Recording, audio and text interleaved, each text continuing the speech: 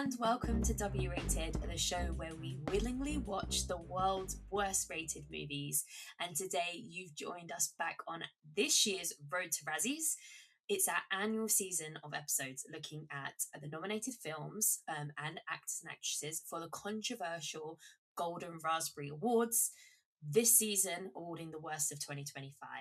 For any new listeners, I'm Daisy, and as always, I'm joined by podcast co-creator, host and editor Claire. Claire, would you like to tell us which film we will be talking about this episode? Yes, today we are talking about Star Trek Section 31, which has 5 nominations in this year's awards, starting with a Worst Picture, Worst Actress for Michelle Yeoh, Worst Supporting Actress for Casey Roll, Worst Director for Olatunde Osunsanmi, and Worst Screenplay for Craig Sweeney, Bo Young Kim, and Erica Lippold. I actually don't think I did that terrible at those names. That was nice. That was really, really good. There are not many names I recognise, to be fair, other than Michelle Yeoh. I'm quite surprised at how many nominations it is. So I recognised the supporting actress Casey Roll when I was watching it, and I was like, where do I know her from? And she was a recurring character in the last couple of seasons of the CW show Arrow, the DC Comics.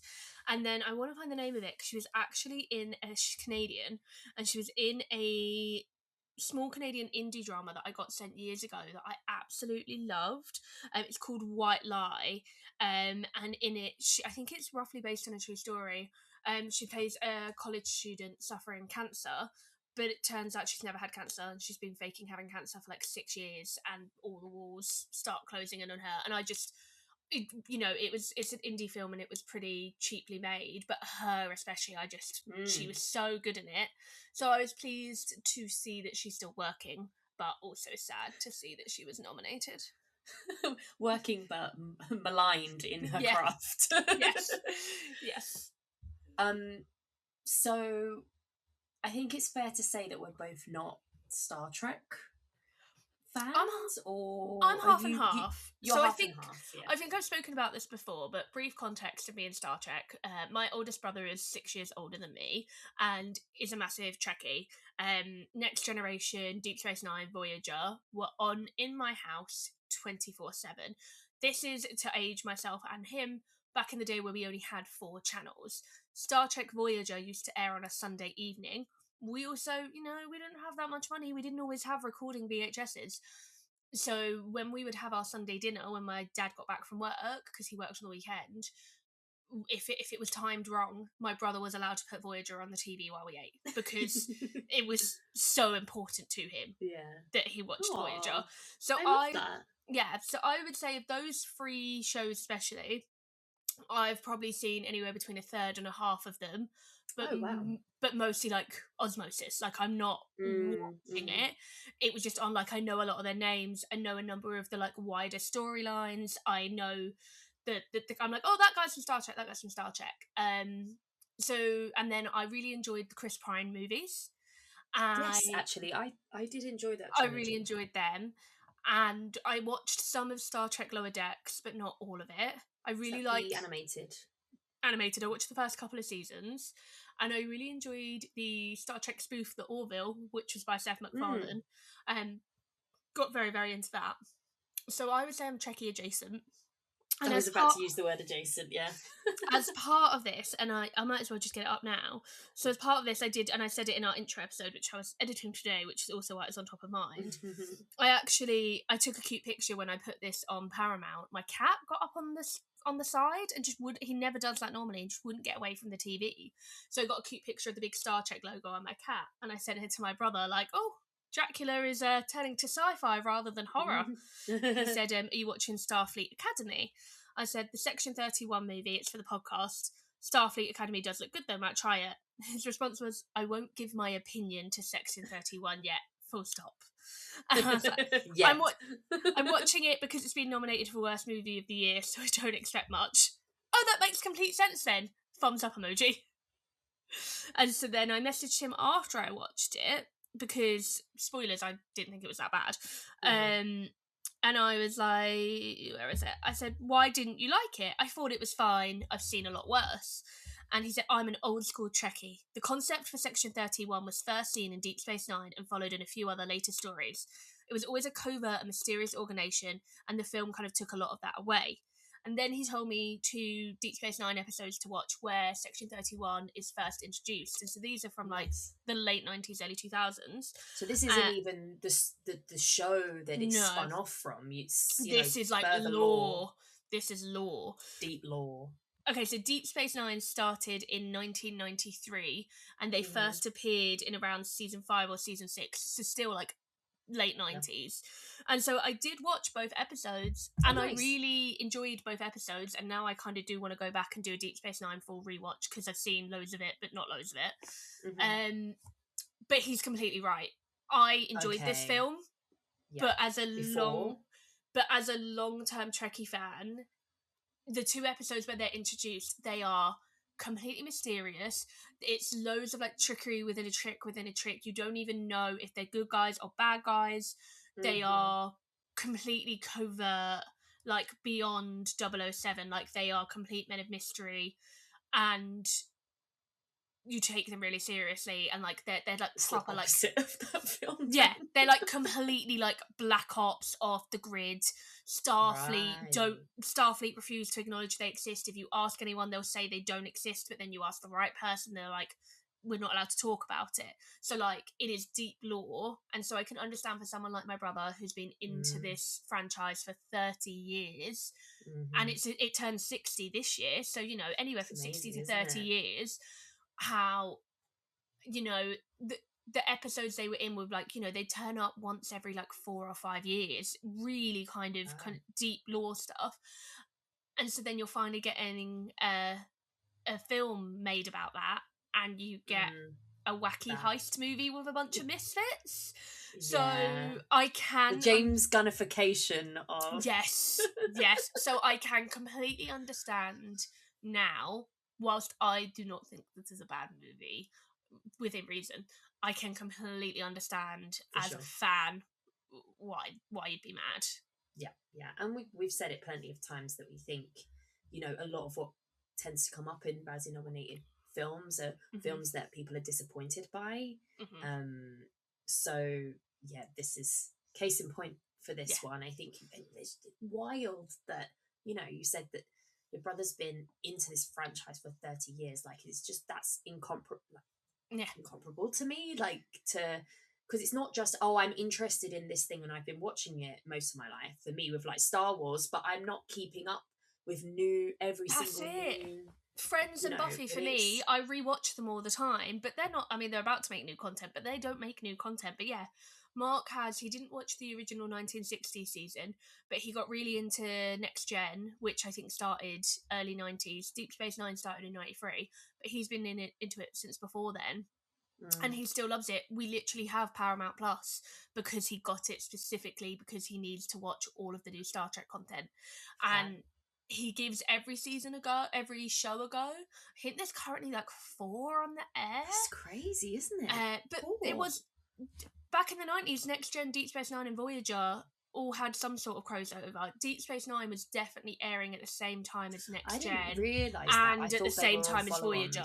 Yeah, no, they're completely different. They're literally completely different. So they're kind of staggered. So I don't know if, I feel like when Next Gen ended, Voyager started, but they weren't related to each other. They're just different spaceships that work for the same. Are they different in tone as well as who they follow? Right, okay. Yeah, so then there was also Worf, who is one of the main guys from Next Gen. When Next Gen ended, he moved to Deep Space Nine because he was such a big character and he wanted to keep within the thing. And then when Picard came out on Amazon a few years ago, even though the first season was centered on Jean-Luc Picard from Star Trek The Next Gen, they did actually bring in like 7 of 9 from Voyager, even though I don't know if they ever met. So there were but then there's so the biggest thing, and sorry, I'm going into a really bad oral history of Star Trek. No, but I don't really know Yeah. anything about it, Well, so...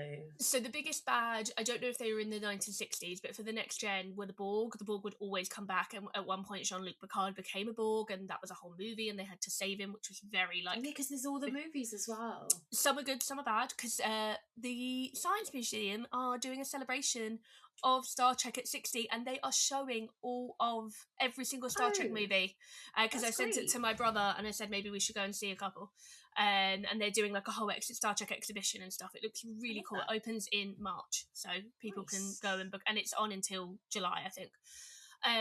But like, so yeah, like they all have their main things. A lot of Deep Space Nine is about a war that's going on in the background. So it has new species that you don't really encounter in Next Gen. Like they're always changing and developing.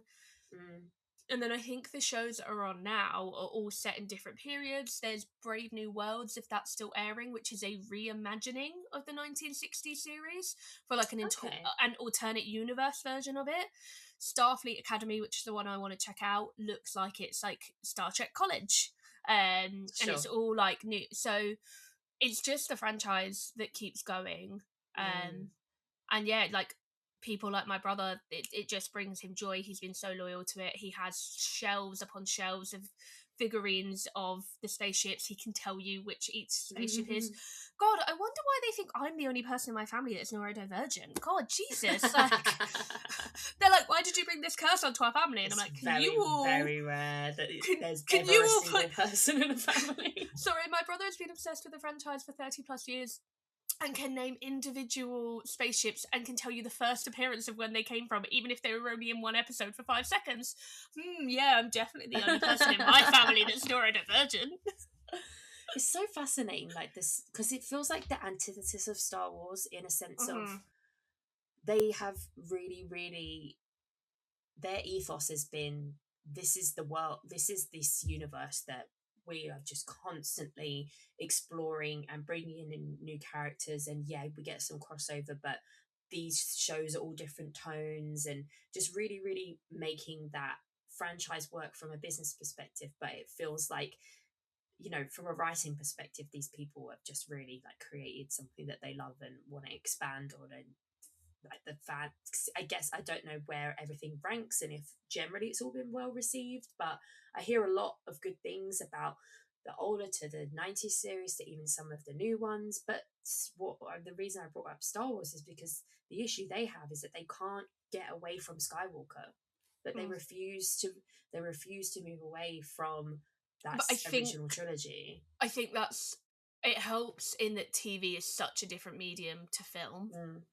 I think that firstly helps, but also that's a good point. I think there was a big gap between Star Trek, the 1960 season, and Next Gen, which I think started, like I say, I'd probably 91. I'd have to double check those numbers. But it is also literally called Star Trek: The Next Generation. It's a whole new generation. It was it's a whole new essentially a legacy sequel. Yeah, but it has before we know what legacy sequels were. Again, I've seen episodes of it. I've never watched it beginning to end, and I definitely haven't watched it, you know, as an adult. But as far as I'm aware, they make virtually no reference to the original series. It's Star Trek for a new generation. It's a new ship with new stories. There'll be species like Spock was a Vulcan. There are Vulcans in Next Gen, but it's its whole own show with the legacy name.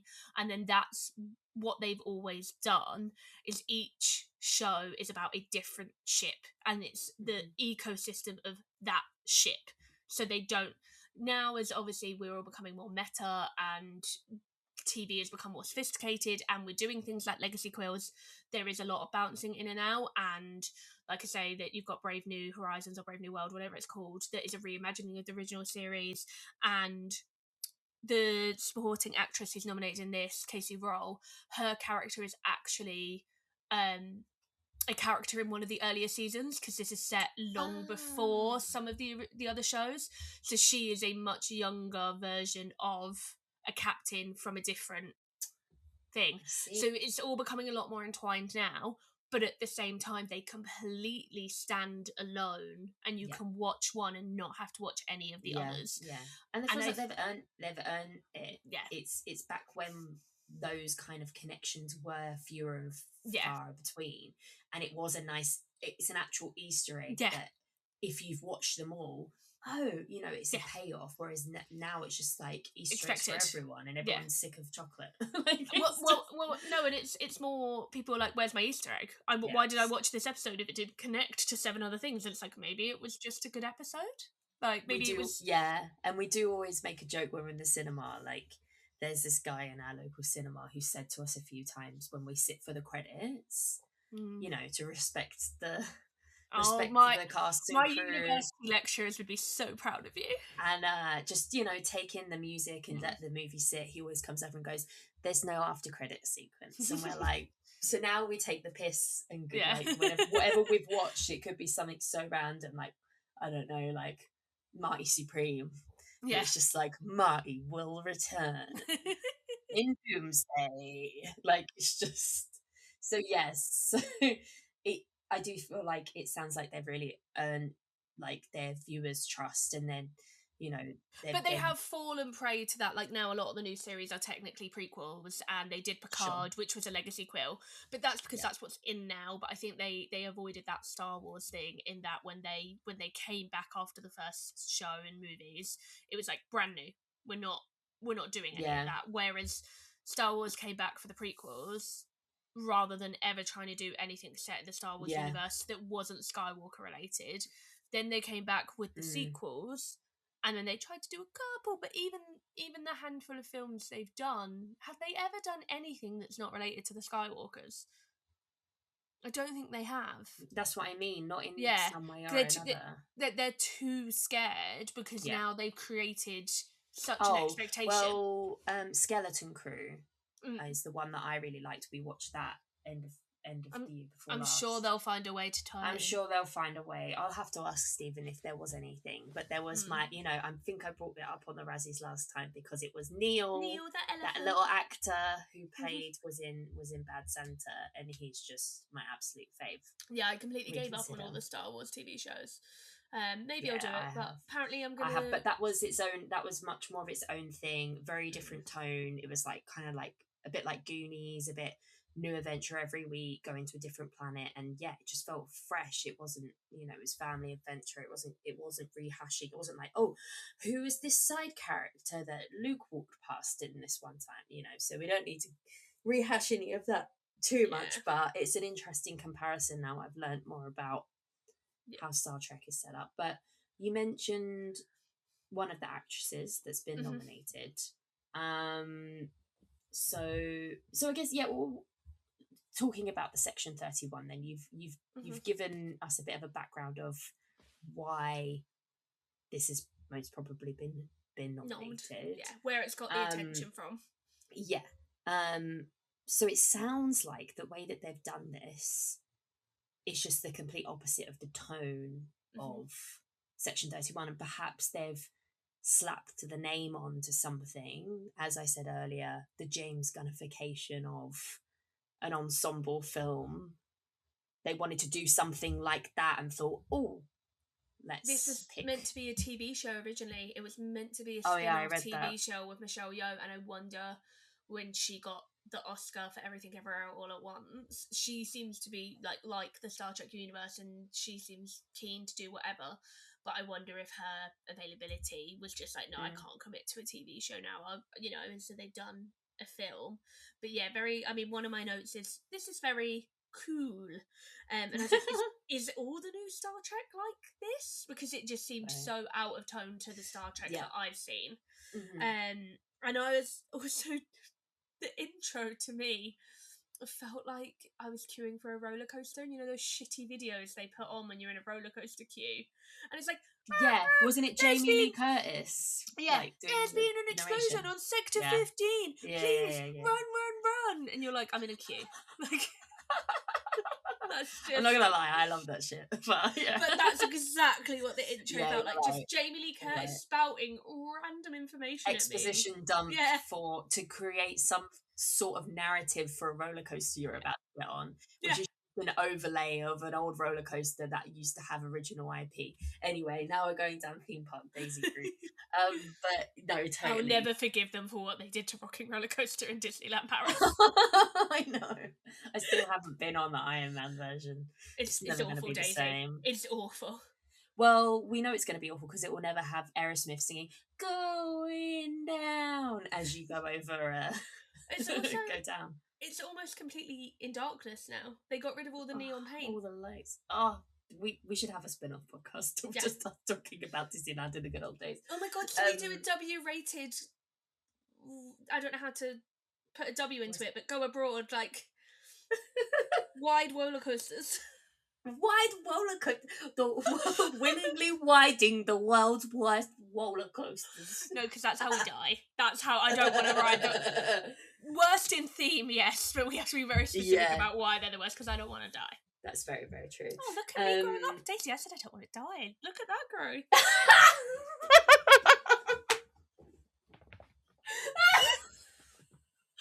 I don't know whether to leave that in or not, but I feel like I still have to. I feel like it could be a good outtake of me.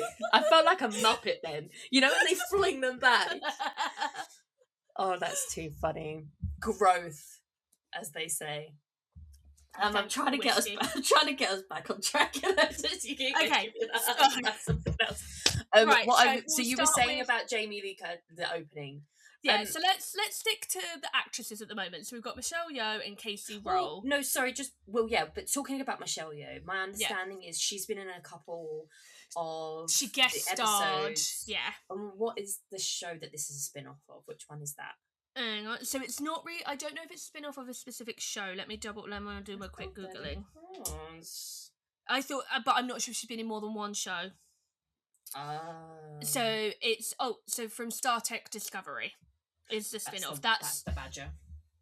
So that's what she appeared in. She appeared as a Section 31 agent in Star Trek Discovery, which is in the according to Wikipedia, in the franchise's last era, which is that gap between the 1960s and then Next Generation. I see. Okay, interesting. I'm a little bit confused though. You might be able to help me answer this. Mm-hmm. She is a Section 31 agent in that show.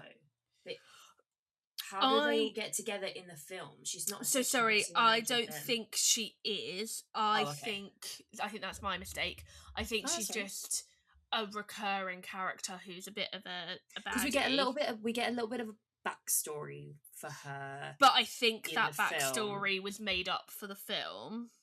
So she is a major member of the recurring cast during the first 3 seasons of Star Trek Discovery. And she is introduced as Captain Philippa Giorgio, and a maternal figure to the series protagonist. She's doing different things in it, and then they did a lot of that development for... God, this article... Star Trek fans really know how to update their Wikipedia, but I do not know how to summarise this quickly. Well, I kind of had a quick look. Yeah. But yeah, in 2022... I googled, do I need to have watched Discovery? And so... Not really. I think it adds to it. They kind of... Yeah, it's true. Yeah. It is designed to be standalone. They give you enough of a backstory for Michelle Yeoh.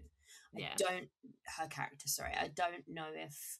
But yeah, I think she's a dodgy... That kind of stuff's mentioned if she's meant to be a bit of an anti-hero in the show as well. But so it actually says here, following positive feedback to her character, the writers began exploring the Black Ops organisation's Section 31 as part of her storyline during season 2, leading to the discussions of her potentially leading a Section 31 spin-off. So she was brought in not anything to do with Section 31. She was so popular that they thought, how can we capitalise on this? So they thought, that would be a great fit for her character to get her part of Section 31. And timelines-wise, with continued Star Trek continuity, that unit would be being set up around the time that her character exists. Right, so it's an origin of that. Section 31. Which, is leaves a little bit more wiggle room for it to become something different. But the fact that the way you were describing how it is in the shows where the law's already established, it's like that's really not the bombastic kind of cool Yeah. style, highly stylized And group of people funnily that we enough, you know how saw in this you said you film. didn't know all these shows went on at the same time? In 2022, one of the writers reiterated that the Section 31 show was still happening because they already had completed scripts, but would have to wait until one of the 5 currently airing series ended at the. So there were, at one point Jeez. recently, 5 different Star Trek series is going on, which is what one of the reasons this one was delayed, and that's why That's mad. Like, I knew Trekkies were like a big subculture, but I didn't realize like that they were enough to feed a whole slate of that they were overflowing with shows to do. It's your weekday. It's one a night.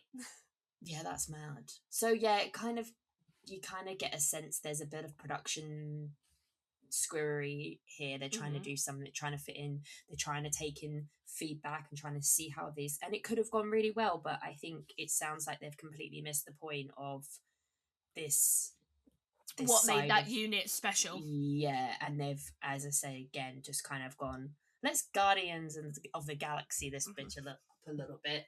And listen, it was Guardians of the Galaxy from Timu, but I have to say the energy of watching that compared to some of the other films we've had to watch for this, I did really appreciate that. This felt like if you asked someone who'd never watched Star Trek to make a Star Trek movie. And like that's they'd only see Marvel films. you know what I mean? And that's totally fine, but I enjoyed it. Like you said, it had good energy, it had good intent. But I really liked the editing, the music, like the way that we're doing such really high energy. They did some really interesting stuff. I didn't make notes this time, but just really interesting stuff with the camera and the editing and the way that they did everything. It was very high octane, and I quite liked that at this moment in the Razzie watching period.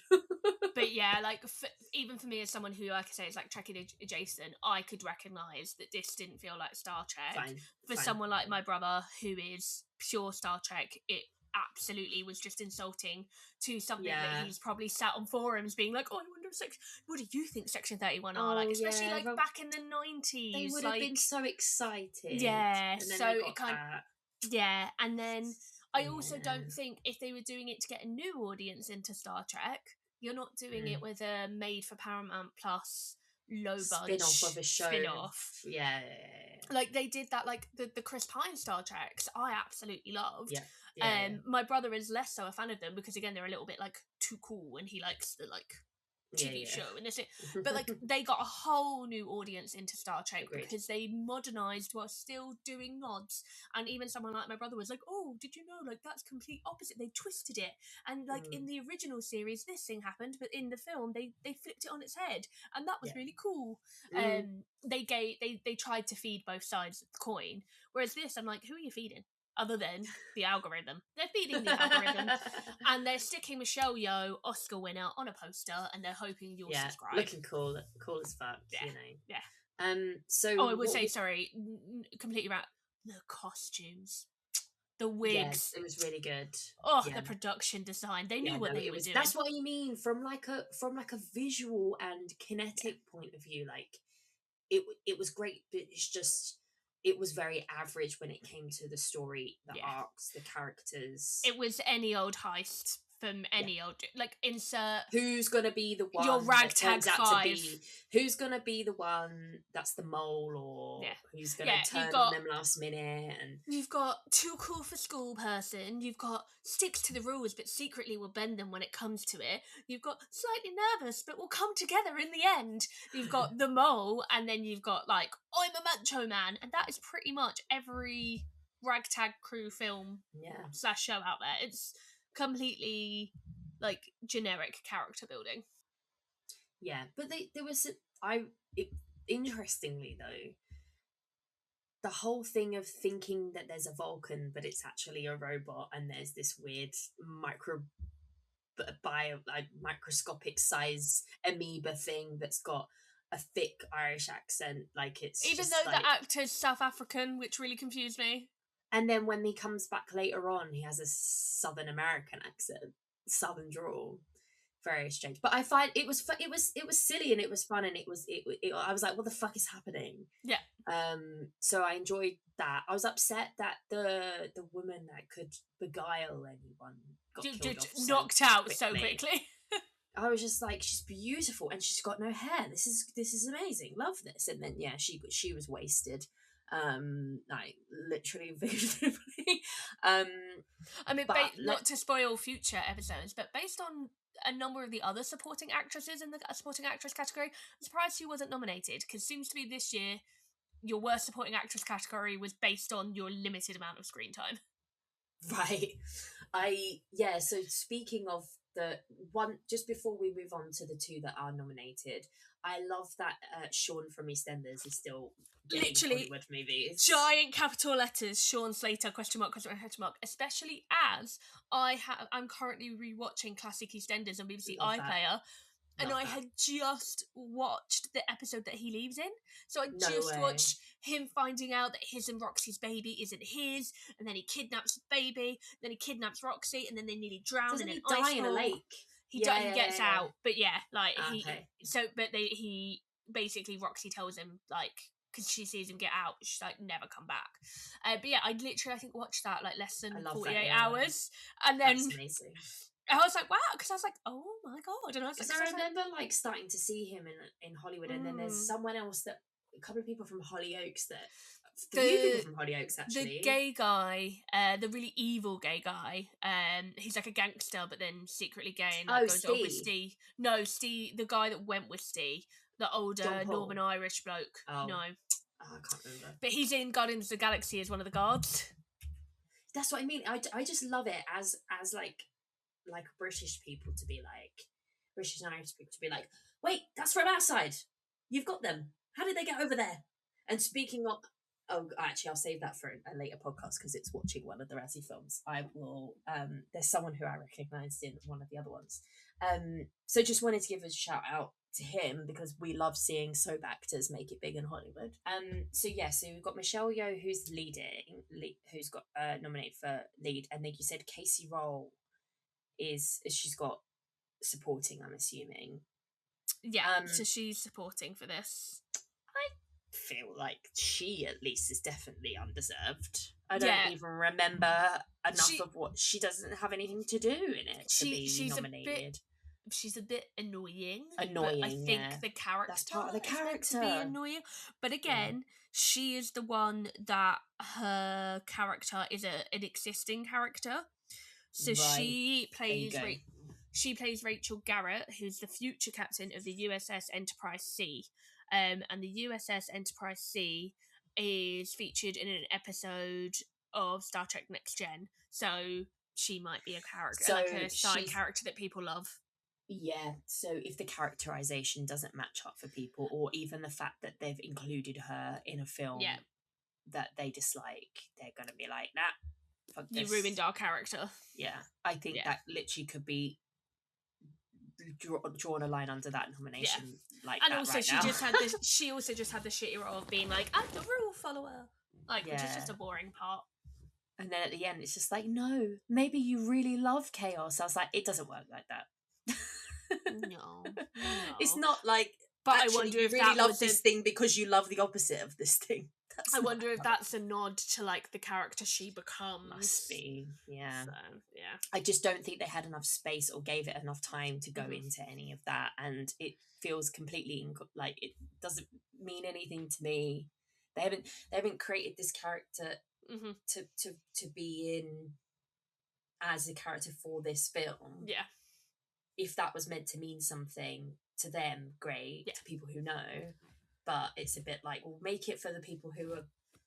If you're trying to make this a standalone thing, you can't just skimp on the characterization for everybody else. No. What about Michelle Yeoh though? I liked her. Like I said when we did our intro episode, I'm really surprised she was nominated for this and not for the Wicked films. And I think that is what's tied me over. It was nice to see her do things in this because the most recent things I've seen her in are the 2 Wicked movies, where she just does a lot of glaring tutting and flapping a cape, and she's completely wasted, and she does a lot of like whisper talking, and I just don't think she suits the role whatsoever. This, it's tough because I definitely felt, this is going to sound awful, but I felt the role would be better played by a younger actor. Mm-hmm. It felt like Just it the was physicality. the physicality, it felt like they were maybe meant to be more youthful. This Mm-hmm. felt to me like a character who was wanting to retire, so I didn't really buy that they would be brought in to a whole new unit. That said, Michelle Yeoh physically, even now, it does so much more than so many people. She's still a great actress. I think she deserved her Oscar for Everything Everywhere All at Once. I felt like realistically in this she was perhaps more let down by the script, and it sounds like she was insanely well received in the TV show she starred in. Yeah, And that's interesting. I feel like someone of her caliber can walk onto a TV set, steal 4 scenes of a 50-minute episode, and walk off the victor. Yeah. Whereas then when you give a character like that its own time, it doesn't work because it's not as cool. You want her to come in and be in the corner and say a quippy line. Leave them wanting more. Yeah. And I feel like the action, it's not necessarily her, but the character just wasn't made for film. It was made for guest appearances on TV. Yeah. Though I That did makes like sense. I did like the backstory of the really horrific games. Yeah. That was weird. I kind of liked it though. I wondered where that It was came interesting. from. It wasn't what I was expecting. Yeah. I think I would rather have spent a little bit more time between her winning that like a young woman, and then because they kept talking about her reign and how horrific she was and how I would have liked an actual origin story. I would like to see it. Yeah, but then you couldn't have Michelle Yeoh, so well, no, but you could later on, but but I can see why they were like. But yeah, I think this is it. Is that it's all cobbled together because you've just said about how they wanted something with Michelle Yeoh's character because she was so well received, and then I don't know if it was introduced with Section 31 in the show or after, but it's almost like I would rather have watched her film about her reign than the Section 31 film. I think it completely makes sense in that I imagine what the original concept was, that she would go off and do her own version of Agents of S.H.I.E.L.D., which is, the like Marvel Black Ops. Oh no, yeah, I've watched most of that. Yeah, I love that. Yeah, so I can imagine that was probably the original intention when she finished up her season 3 guest spot, and they were like, let's make a show. But then, like I say, they already had 5 Star Trek shows going. Do you need a 6th? Then then you've got COVID hits. Then suddenly she's maybe going to get nominated for an Oscar. Then she does win the Oscar. So then she doesn't have the time. So you're cashing that check while it's still gonna come through. So I think her leading a Section 31 TV show as the captain of a crew, that's cool. Could have been cool. Yeah. And then you could have had flashbacks to her reign, and it could have filled in in the backstory, and you think she's, you realise how of like a villain she was. And that sounds much better. The film was scared to let her be a villain. Yes, 100%. Yeah. I'm like, you keep telling me these things, but I can't see it. Yeah, and I would have loved just to show about her, or her character even, just being a evil empress, because it seemed interesting. But yeah, so I wouldn't have nominated her, but I can see. Yeah. Well, we've kind of started talking about the story itself really there, and like, to be honest with you, I'm struggling now to think about what the whole actual film was about. The MacGuffin of it all. What were they trying to do? So, spoilers. The MacGuffin of it is that there is a super weapon, and they think that she can help them get the weapon. And it turns out to be a weapon that when she was evil, she created, and it will basically wipe out like planets, galaxies, whatever. It's like Doomsday, it's whatever, Oppenheimer times a million. And she says the whole thing, she doesn't want to join them, but then when she realizes what the weapon is, that weapon shouldn't exist because she created it, realized how wrong she was, had it destroyed, and abandoned her kingdom to live in exile and then go off and, I guess, help people, which is what she maybe does in in Discovery. And so then it turns out that her ex-lover slash partner slash handmaiden equivalent, really, who she thought had killed himself, had faked his death and had stolen the weapon and was going to set it off to punish her. So she joins up with the ragtag crew of various Starfleet and non-Starfleet people to try and track down this weapon, and basically they create Section 31 because they're a ragtag bunch of people who did a great job and saved the day, but the ways in which they did it were completely inappropriate, so they can't be on Starfleet's books, so they're going to be the Black Ops group, Section 31. Right. And just made me think of Thunderbolts / the New Avengers, where they become that group by the end. Yeah, that's basically what this was. I was just thinking, would it have worked? I don't think it would. I was just thinking, would it have worked better if Michelle Yeoh wasn't the lead, and that she comes into, we actually start with the group, and then we come in. I think there's benefits and pros and cons to both sides. I think the way it currently stands, no, because the rest of the characters had almost no personality. Well, that's it. But would that have given them room to write them personalities? Well, that's the thing, because I'm just thinking, like, it would have I just don't. Michelle Yeoh's character has too interesting of a backstory to say she's the lead, here are her flashbacks, but we're not going to develop it any further. Instead, we're going to focus on this group of people. That it feels a little bit like, oh, if you're going to make her the lead, I want to know about her. You're giving me a little bit. It's almost like, I don't want the other version. I want the version I've just said. But if you wanted to do what I think you wanted to do, I think you needed to make it about, you needed to introduce each of these people. Needs to be an ensemble, into that true ensemble. Yeah, and then Michelle Yeoh comes in. It's like revealed that actually they need to get her, a bit of like mystery to it, because we start with her, we get a little bit of flashback. Like you said, does she want out of the game? She runs this bar, I think. Who are these people? They need her help. It's just very it's very strange. The ensemble are more like guest stars in her world, but we don't get to know any more about any of them. This felt to me, and I wonder if that was what the original script was and it wasn't worked on enough, felt like a really awkward backdoor pilot in the middle of a season of TV. Yeah. When you're watching a show and randomly one of the recurring characters gets a whole episode devoted to them, but they've gone away to visit their random family. Addison, Private Practice.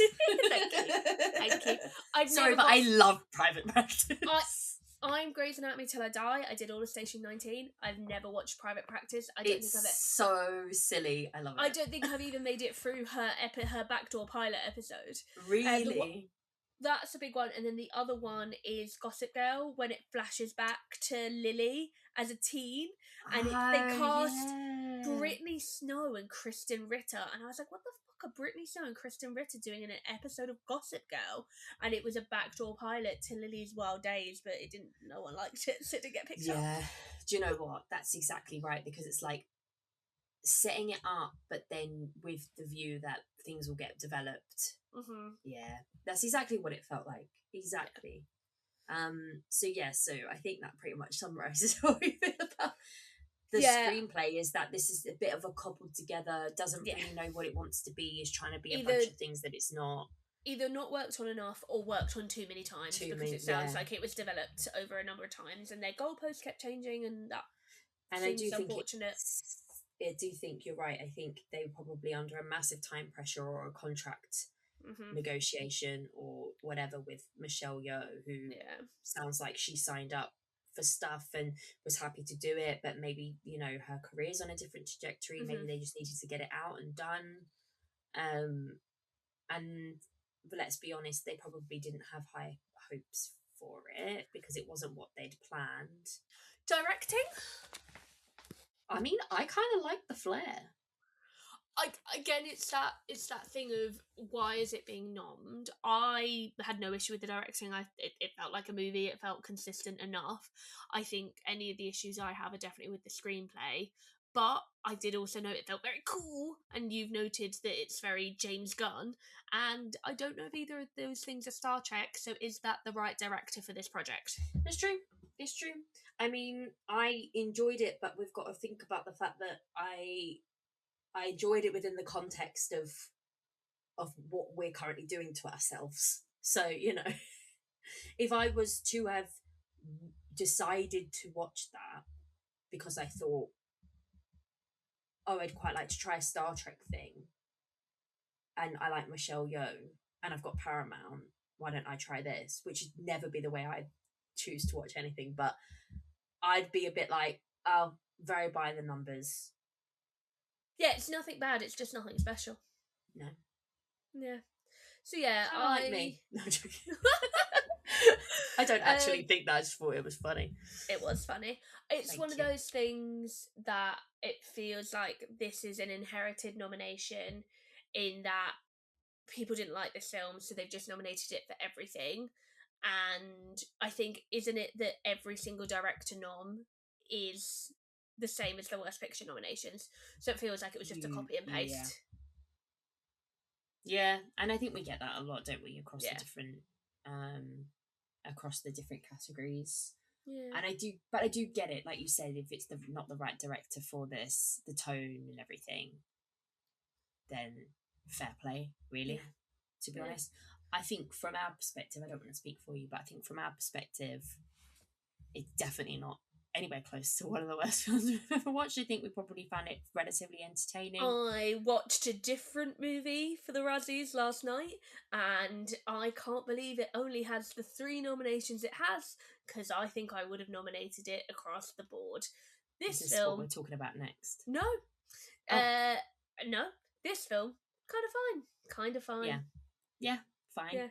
Yeah. But we understand why, and we empathise. And I think that's the difference as well. That would be my summing it up for the Worst Picture as well. It is just, it's totally fine, but if you are a Star Trek fan, and it's like, for me, I'm a huge Buffy fan, and if they ever did something about the Watchers Council, the Watchers Council only gets mentioned a handful of times across the 7 seasons, but I have a distinct idea of what the Watchers Council is that's kind of agreed upon in the fandom. And if they randomly did a Watchers Council spin-off and it was a bunch of wacky Englishmen who were running around, I'd be like, what the fuck is this? Yeah. I was about to say, well, you're sort of summarising there that we were like, fine, but for Star Trek fans, it's like, what the fuck is this? Yeah. And that's fair. That's fair. Yeah. I mean, it's very influential, Star Trek. It's, you know, it's got all its own stuff. It's influenced a bunch of other stuff. You mentioned the Orville as well. So I think we need to give the power to the Star Trek fans, the Trekkies in this instance, and we will do better by watching some of the better stuff. Yeah. So that is Star Trek section 31. Let us know if you're a Trekkie, if you're not a Trekkie. I'd be interested to see if anyone who isn't a Trekkie has watched this, because I feel like I'm sure lots of them have. I'd love to know their opinion of it. Yeah, because you'd be in a similar space to me or to Claire, you know, adjacent or not at all. I think we could probably guess what your opinion is if you do like Star Trek. But equally, we'd love to know. That is the end of our Star Trek Razzie episode. Check back with us for next episode as we delve into another Razzie-nominated film. Hit the music. Bum, bum.